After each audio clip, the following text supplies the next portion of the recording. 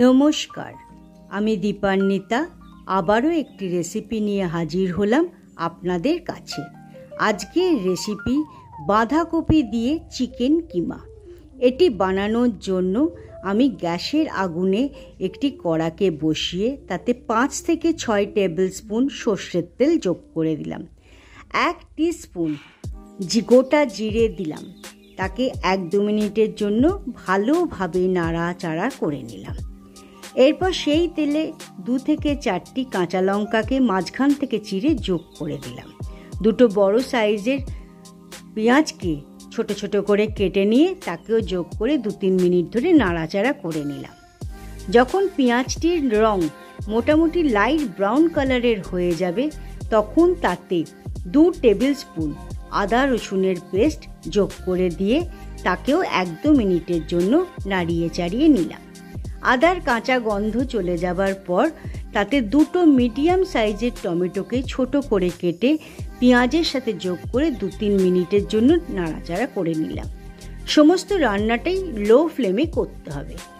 এরপর স্বাদ মতো নুন দিয়ে 1 টিস্পুন হলুদ গুঁড়ো, 1 টিস্পুন জিরে গুঁড়ো, 1 টেবিল স্পুন লাল লঙ্কার গুঁড়ো, আমি এখানে কাশ্মীরি লঙ্কা ব্যবহার করেছি, 1 টেবিল স্পুন ধনে গুঁড়ো ও 1 টেবিল স্পুন চিনি যোগ করে দিয়ে মাঝখানটায় একটু গর্ত করে নিলাম যাতে তেলটা মাঝখানে চলে আসে।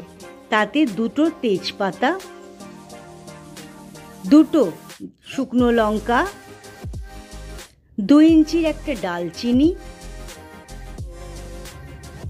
3 থেকে 4টি এলাচ, ছোট এলাচ, 5 থেকে 6টি লবঙ্গ যোগ করে দিলাম।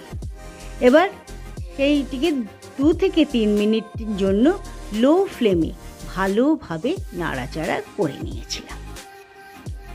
এরপর 2টি বড় সাইজের আলুকে চৌকো চৌকো করে কেটে নিয়ে সেই পেঁয়াজ আর টমেটোর গ্রেভিটার মধ্যে দিয়ে লো ফ্লেমে 2 থেকে 3 মিনিট ধরে নাড়াচাড়া করতে লাগলাম। এরপর 5 থেকে 8 মিনিটের জন্য তাকে ঢাকা দিয়ে দিলাম আলুটি সেদ্ধ হবার জন্য। 5 থেকে 8 মিনিট বাদে ঢাকা খুলে নিয়ে আবারও সেটিকে ভালোভাবে মিশিয়ে নিলাম। এরপর তাতে 4 থেকে 5 টেবিল স্পুন আমি টক দইও যোগ করে দিয়ে 1-2 মিনিট নাড়াচাড়া করে নিয়েছিলাম।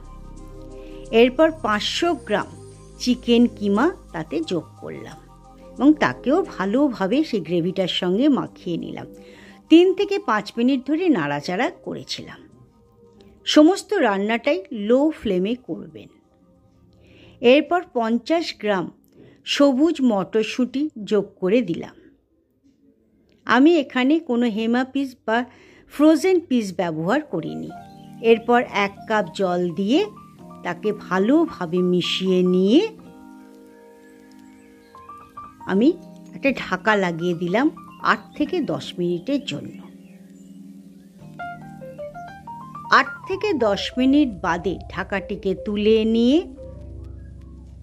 আবারও একটু নেড়ে চেড়ে নিলাম এবং দেখে নিলাম যে আলুটা সেদ্ধ হয়েছে কিনা।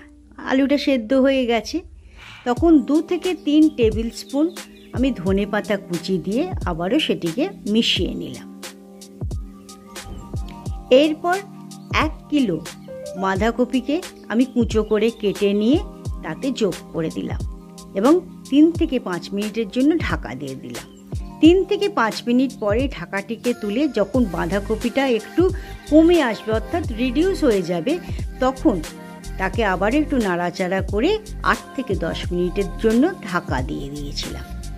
8 থেকে 10 মিনিট বাদে 2 কাপ গরম জল আমি তাতে যোগ করে দিলাম এবং গরম মশলা 1 টিস্পুন আমি এখানে দিয়ে ভালোভাবে সেটিকে মিশিয়ে নিলাম। আবারও 5 থেকে 8 মিনিটের জন্য ঢাকা দিয়ে দিলাম। 5 থেকে 8 মিনিট বাদে ঢাকাটিকে তুলে নিয়ে সেটিকে ভালোভাবে নাড়াচাড়া করে নিলাম। এরপর 3 থেকে 5 মিনিটের জন্য ঢাকা দিয়ে দিলাম। 3 থেকে 5 মিনিট বাদে আবারও ঢাকাটিকে তুলে নিলাম। মাথায় রাখবেন, যতক্ষণ না পর্যন্ত বাঁধাকপি আপনার সেদ্ধ হচ্ছে ততক্ষণ এরকম ঢাকা দিয়ে দিয়ে আপনাকে সেদ্ধ করে নিতে হবে। এরপর যখন জলটা কমে আসবে তখন 1 টেবিল স্পুন এখানে ঘি যোগ করেছি। তার সাথে 1 টেবিল স্পুন কসুরি মেথি হাতে একটু ক্রাশ করে নিয়ে তাও গ্রেভিটার সঙ্গে যোগ করে দিয়ে একটু মিশিয়ে নিলাম। এবার গ্যাসের আগুনটাকে বন্ধ করে 5 মিনিটের জন্য রেস্ট হতে দিলাম। এখন আমাদের বাঁধাকপি দিয়ে চিকেন কিমা রেডি হয়ে গেছে। সকলে মিলে খান আর এনজয় করুন। ধন্যবাদ।